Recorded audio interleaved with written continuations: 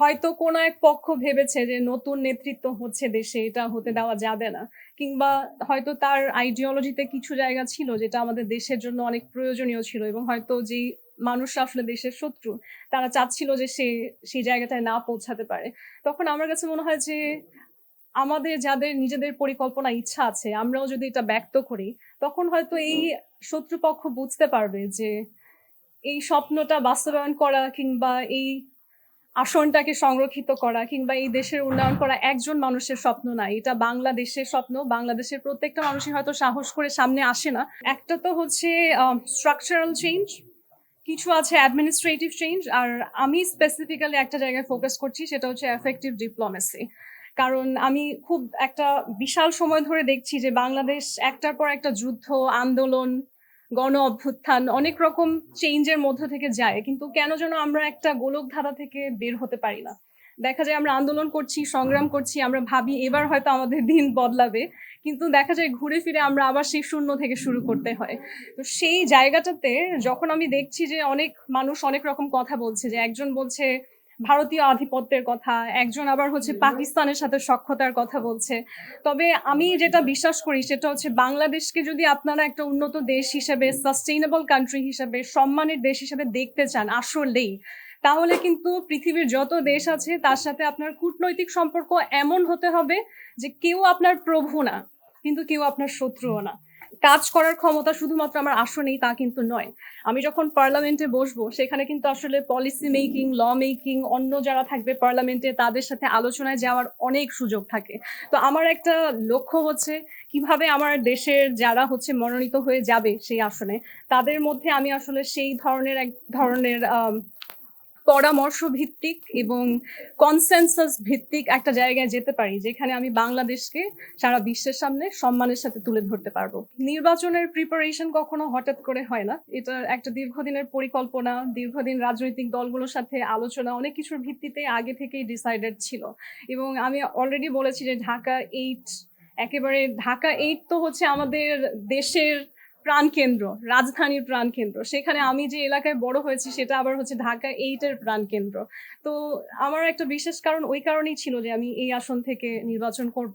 কিন্তু এই আলোচনার মধ্যেই হঠাৎ করে একদিন আমরা শুনতে পাই যে হাদি ভাইয়ের সাথে কি ঘটনা ঘটে, এবং আমাকে আমার যারা সাথী আমার এই যাত্রা এবং আমার পরিবার, যারা আমার সমর্থক, সবাই প্রথম থেকে বলতো যে এই আসন থেকে যে আমি নির্বাচন করার কথা ভাবছি, প্রিপারেশন নিচ্ছি, এটাই একটা বিশাল সাহসের ব্যাপার।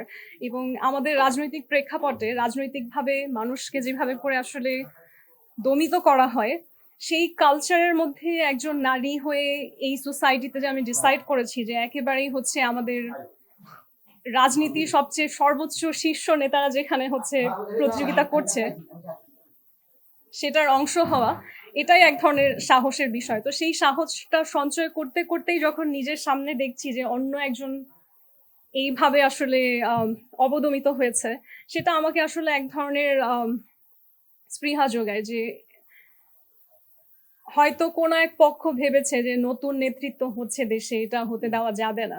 কিংবা হয়তো তার আইডিওলজিতে কিছু জায়গা ছিল যেটা আমাদের দেশের জন্য অনেক প্রয়োজনীয় ছিল এবং হয়তো যেই মানুষরা আসলে দেশের শত্রু, তারা চাচ্ছিল যে সে সেই জায়গাটায় না পৌঁছাতে পারে। তখন আমার কাছে মনে হয় যে আমাদের যাদের নিজেদের পরিকল্পনা ইচ্ছা আছে, আমরাও যদি এটা ব্যক্ত করি, তখন হয়তো এই শত্রুপক্ষ বুঝতে পারবে যে এই স্বপ্নটা বাস্তবায়ন করা কিংবা এই আসনটাকে সংরক্ষিত করা কিংবা এই দেশের উন্নয়ন করা একজন মানুষের স্বপ্ন না, এটা বাংলাদেশের স্বপ্ন। বাংলাদেশের প্রত্যেকটা মানুষই হয়তো সাহস করে সামনে আসে না, কিন্তু আমার মনে হয় এখানে আপনারা যারা আছেন আপনারাও সবাই হাদির মতনই বিশ্বাসী যে আমরা বাংলাদেশকে বদলে দিতে চাই।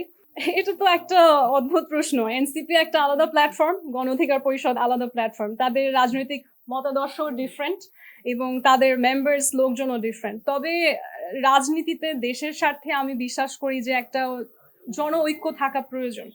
আমরা যতই ডিফারেন্ট টিম হই, পার্টি হই, at the end of the day দেশের স্বার্থে আমরা যেন সবসময় এক হতে পারি, সেটার একটা সম্ভাবনা থাকা গুরুত্বপূর্ণ। কিন্তু তারা হয়তো তাদের নিজস্ব কারণে পদত্যাগ করেছে, আমি কমফোর্ট ফিল করছি, আমি এখানে মনে করছি যে তাদের সাথে আমার আইডিওলজিক্যাল ম্যাচ হচ্ছে এবং তারাও যেহেতু আমার ব্যাপারে খুবই সাপোর্টিভ, এবং যেদিন থেকে আসলে ঘোষণা হয়েছে অনানুষ্ঠানিকভাবে হলেও যে আমি গণ অধিকার পরিষদ থেকে নির্বাচন করছি, আমি খেয়াল করেছি যে সেটা ছাত্র পরিষদ হোক, গণ অধিকার পরিষদ হোক, প্রত্যেকটা মেম্বার আমাকে খুব ওয়ার্মলি, রেসপেক্টফুলি ওয়েলকাম জানিয়েছে, অ্যাপ্রিসিয়েট করেছে। তো এই জিনিসগুলো দেখে আমার তো আসলে মনে হয়েছে যে আমার সংযুক্ত থাকা উচিত। ঢাকা ৮ আসনের ভোটারদেরকে আমি বলব যে আপনারা এইবার অনেক তো আপনারা আসলে নির্বাচন দেখেছেন জীবনে এবং আপনারা হয়তো প্রতিবারই অনেক প্রতিশ্রুতি শুনেছেন, কিন্তু চেঞ্জ হয়তো সেরকম দেখেননি আনফরচুনেটলি।